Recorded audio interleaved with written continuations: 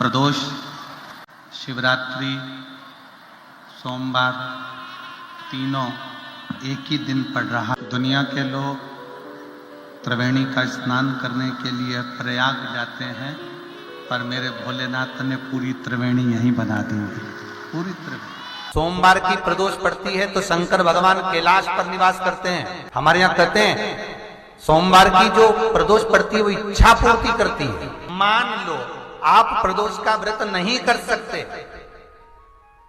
आप अगर व्रत नहीं कर सकते तो प्रदोष के दिन, प्रदोष काल में शाम का समय सूर्यास्त का कुछ पल, कुछ घड़ी के पहले से लेकर बाद तक का प्रदोष काल के अंतर्गत आप शंकर जी के मंदिर में जाकर एक लोटा पानी, 5 बेलपत्र भी अगर समर्पित करते हैं तो संपूर्ण प्रदोष का फल आपके भाग्य में प्रबल हो जाए। एक निवेदन सभी श्रोता बहन भाइयों से, कथा आस्था चैनल पर जो सुन रहे हैं, फेसबुक यूट्यूब पर जो सुन रहे हैं और पंडाल में बैठकर जो सुन रहे हैं, जिस दिन दिल से हारो ना, थोड़ी तकलीफों में अगर घिर जाओ, तकलीफें आ जाएं, कष्ट आ जाए, तकलीफें जिस दिन तुम्हारे भीतर बहुत ज्यादा मात्रा में आ जाए, उस दिन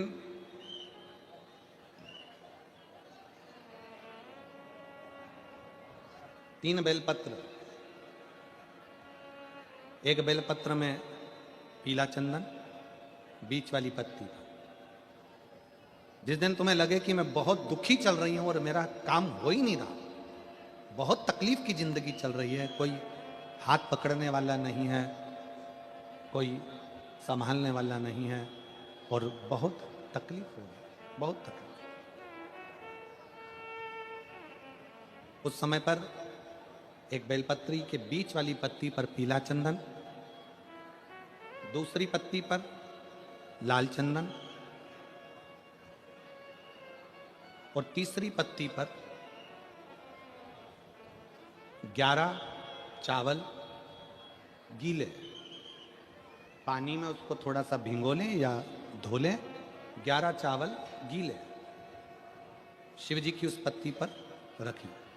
सबसे पहला पीला चंदन का बेलपत्र, दूसरे नंबर पर लाल चंदन का बेलपत्र, तीसरे नंबर पर जो 11 चावल आपने धोकर रखे हैं वो हाथ की हथेली में रखना है और हाथ की हथेली में रखकर अपनी कामना कर कर भगवान शंकर से विनय कर कर पंचाक्षर मंत्र नमः शिवाय या षडाक्षर मंत्र ओम नमः शिवाय या श्री शिवाय नमस्तुभ्यम बोलकर उस बेलपत्र पर सीधे हाथ में रखकर उल्टे हाथ का स्पर्श कर कर बाबा से अपने मन के भाव कहकर शंकर के शिवलिंग पर उसे समर्पित कर दीजिए। एक ही लोटा जल, जहां से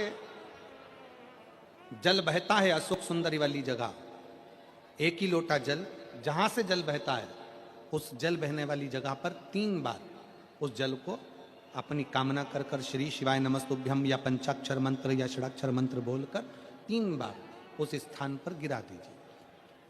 गिराने के बाद में बाबा से विनय कर कर अक्षत वाली जो बेलपत्र है, एक बेलपत्र और एक अक्षत उसमें से अपने लिए लेकर आ जाओ। उसको 2 महीना 3 महीना अपने घर में रखिए। जितना भी दुख है धीरे धीरे बाबा समाप्त कर कर खुशियां घर में लेकर आता ही है। दुख समाप्त होगा, खुशियां घर में आएगी जरूर। जो बेटियां ससुराल में दुखी हैं, बहुत कष्ट में हैं या आपस में सामंजस्य पति पत्नी का नहीं बन रहा है या कोई विवादित वाली बात है, तो निवेदन है तलाक पर बात को लेकर मत जाना। एक बार बाबा देवाधिदेव महादेव का एक भाव जरूर प्रकट करना। महाराज श्री अवधूतेश्वर महादेव का नाम लेकर, कौन से महादेव? अवधूतेश्वर महादेव का नाम लेकर थोड़ी सी मूंग, हरी जो मूंग होती है, उस मूंग को गला लीजिए पानी में। गलाने के बाद में उस मूंग को शिव मंदिर में ले जाकर भगवान जो नंदीश्वर विराजमान होते हैं वहां रखकर 7 बेलपत्र उस मूंग पर चढ़ा दिया।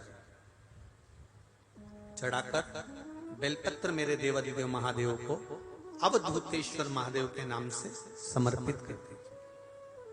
वो मूंग उठाकर गौशाला में या आपके रोड पर कोई नंदी दिख जाए या गौशाला में कोई नंदीश्वर हो तो उस नंदी को वो मूंग खिला दीजिए थोड़ी सी।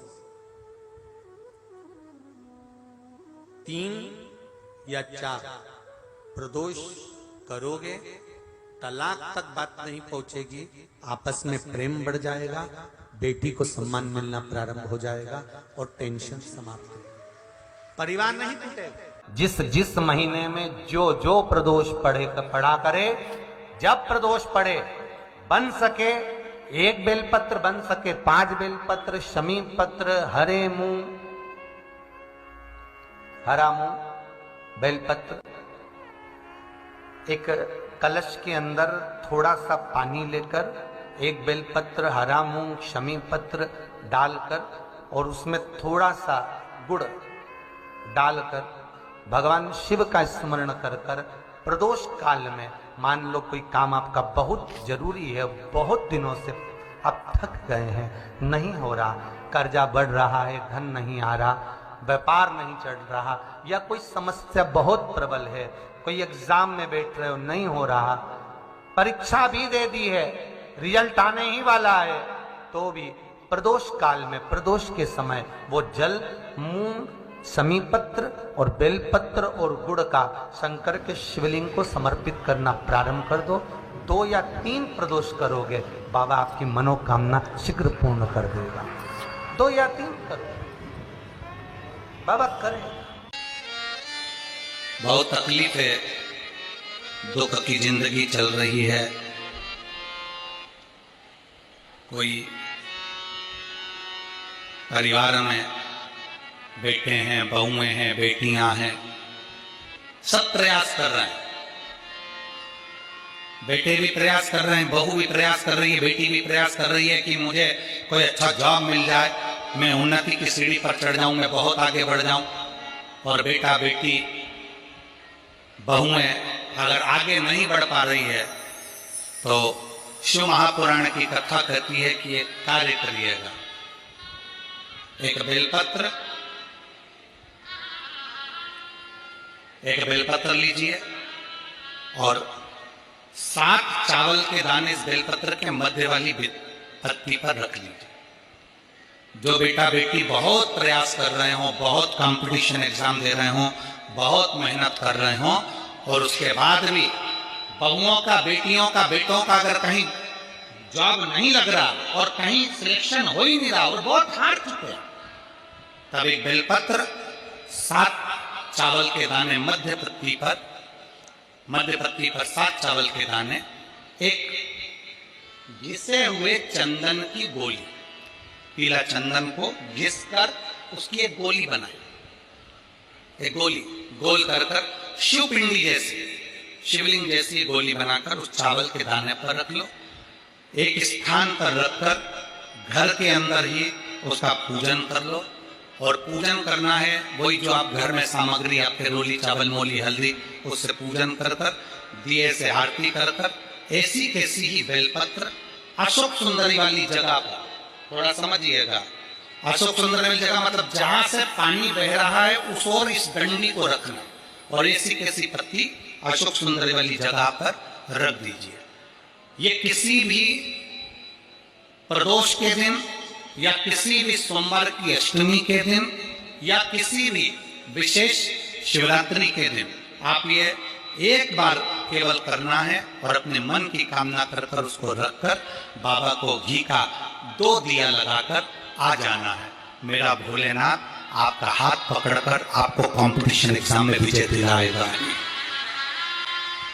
पर मेहनत करना नहीं छोड़ना, परिश्रम करना नहीं छोड़ना, संघर्ष करना मत छोड़ना। अपनी मेहनत को 4 गुना करना है, अपने परिश्रम को 4 गुना करना है, अपने कर्म की लगन को बढ़ाना है। जितने घंटे पढ़ाई करते थे उससे 2 घंटा और बढ़ाओ, जितनी मेहनत करते थे उससे 4 घंटा की मेहनत और बढ़ाओ। और साथ में 7 अक्षत एक चंदन, पीले चंदन की एक शिवलिंग जैसी आकृति, छोटा सा शिवलिंग जैसा भाग रखकर घर में उसका पूजन कर कर, घी का दिया से आरती लगाकर, बाबा की आराधना कर कर, दिल से कामना कर कर बाबा से वो ले जाकर ऐसे के सही पत्ता अशोक सुंदरी वाली जगह, अशोक सुंदरी की जगह जानते हो?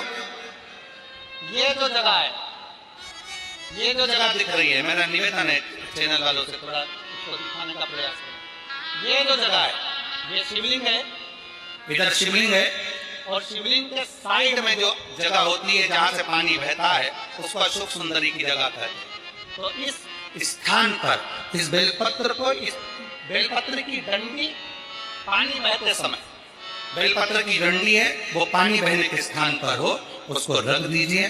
2 घी के दिए लगाकर, और घी के दिए का स्मरण करें। दोनों दिए गोल बत्ती के नहीं होंगे, दोनों दिए लंबी बत्ती के नहीं होंगे। जो 2 दिए आप लगाएंगे, एक गोल बत्ती का होगा, एक लंबी बत्ती का होगा। गोल बत्ती क्या बोलते हैं यहाँ पर? फूल बत्ती। यहाँ फूल बत्ती बोलते, तो गोल बत्ती मतलब फूल बत्ती, और लंबी बत्ती, लंबी वाली बत्ती। 2 दिए लगाना है, एक जगत जननी का, एक बाबा विश्वनाथ का। दोनों दिए आप रखकर बाबा को प्रार्थना कर कर दिल से आइए, मेरा शंकर आपकी कामना पूर्ण करेगा। शिव को प्रिय है पुष्प में आंक का पुष्प, जो आंकड़े का पुष्प होता है, शंकर को बड़ा प्रिय है। और दूसरे नंबर पर शंकर को प्रिय है शमी का पुष्प, बहुत ध्यान देना महाराज। तीसरे नंबर पर शंकर को प्रिय है महाराज सरसों का पुष्प। सरसों होती है ना, जो राई अपन बोते हैं, सरसों बोते हैं, उसमें पीले कलर का जो पुष्प लगता है। हमारा तो निवेदन रहता है जब तक सरसों आए तो प्रयास करा करो कि सरसों के 108 पुष्प शंकर भगवान पर चढ़ाना प्रारंभ कर दो। महाराज ये पक्का है कि वर्ष भर कोई बड़ी बीमारी आपको घेर नहीं सकती अगर सरसों के फूल शिव को चढ़ रहे हैं तो। और प्रयास करना कि सरसों का जो पुष्प होता है, सरसों का जो फूल होता है महाराज, अगर कोई व्यक्ति को किडनी या लीवर से जुड़ी हुई कोई तकलीफ होती है, या किसी व्यक्ति का एक्सीडेंट हो गया होता है और उसका कोई अंग रह गया हो, कोई शरीर का कोई भाग रह गया और वो काम नहीं कर रहा हो, जैसे किसी के पांव रह जाते हैं एक्सीडेंट के बाद, किसी का हाथ रह जाता है, या कोई अंग काम नहीं कर रहा हो, वहाँ ब्लड पहुँच नहीं रहा हो, वो जगह एकदम सुन्न हो गई हो, खाली पड़ गई हो, तो उसके लिए शिव महापुराण की कथा कहती है कि सरसों के पुष्प 11 शंकर जी के राइट भाग में, जहाँ शिव जी के गण दरवाजे के द्वारपाल मणिभद्र जिस जगह पर निवास करते हैं, कौन निवास करते हैं? मणिभद्र। शंकर जी के दरवाजे के द्वारपाल हैं मणिभद्र जी। तो मणिभद्र दरवाजे के द्वारपाल में राइट भाग में मणिभद्र जी विराजते हैं। मतलब राइट भाग कौन सा हुआ? जब आप मंदिर से बाहर निकलेंगे तो राइट भाग, मंदिर में प्रवेश करेंगे जब राइट नहीं होना चाहिए, आप मंदिर से जब जाएं तो राइट भाग। मतलब आप मंदिर से राइट से जाएंगे तो शंकर जी का भी राइट हो जाएगा, क्योंकि शिव जी ऐसे बैठे हैं तो शंकर जी का भी राइट हो गया, देवता उनका भी राइट हो गया, तो राइट भाग सीधा हाथ मणिभद्र जी का स्थान। 11 सरसों के पुष्प मणिभद्र के उस द्वार पर आप रख दीजिए, और मणिभद्र के द्वार पर रखकर अंदर जाकर 108 वापिस जब आप बाहर निकल रहे हैं, ये पुष्प आप रखने के बाद एक बार बाहर जाएंगे, फिर वापिस आएंगे मणिभद्र के रखने के बाद, और अंदर जाकर 108 सरसों के पुष्प शंकर को समर्पित करेंगे महाराज। उस सरसों के पुष्प जो शिव जी को आप समर्पित कर रहे हैं उसको वापस लेकर आएंगे, श्री शिवाय नमस्तुभ्यम बोलकर उस सरसों के पुष्प को महाराज सरसों के तेल की बोतल में उसको डाल लीजिए। शंकर भगवान को किसी भी प्रदोष में, शाम के समय प्रदोष काल में उस तेल को वापस ले जाकर चढ़ा दीजिए शिव जी को, उसको वापस लेकर आ जाइए। उस तेल का प्रयोग आप नाभि में डालिए, और जो शरीर काम नहीं कर रहा उस स्थान पर कम से कम 15 दिन 20 दिन तक उसकी मालिश करना प्रारंभ करिए। बाबा चाहेगा तो चलाने का प्रयास कर देगा और वो अंग, वो शरीर काम करने लगेगा। मणिभद्र का स्मरण, श्री शिवाय नमस्तुभ्यम, सब बोलिए एक बार जमकर, श्री, अरे पहले बोल दिया, हमारे साथ तो बोलो, श्री शिवाय नमस्तुभ्यम भगवान शिव के मंत्र का स्मरण कर कर करते सरसों का जो पुष्प है उसमें आनंद की अनुभूति है। आनंद पर अपन कहते हैं दिल कर जाए कि आज मेरा मन है मैं पार्थिव शिवलिंग बनाऊं। गमले में से मट्टी लो, खेत में से मट्टी लो, जहां से मट्टी ले सकते हो।